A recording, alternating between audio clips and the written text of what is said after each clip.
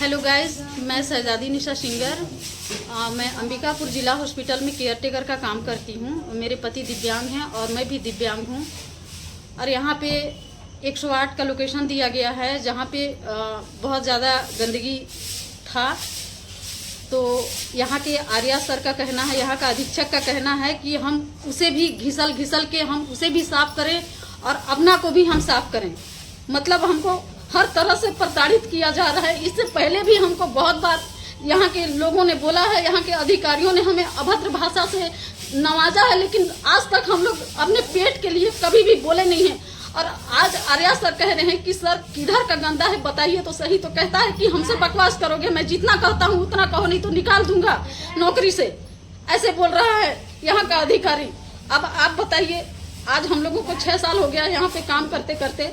मैं सरगुजा गायिका के नाम से जानी जाती हूँ, लेकिन यहाँ पे इज्जत नाम का कोई भी चीज़ नहीं है। जब ये अधिकारी होकर जब हम दिव्यांगों से इतना अभद्र व्यवहार करेगा तो समाज में हमारी इज्जत ही कहाँ रहेगी?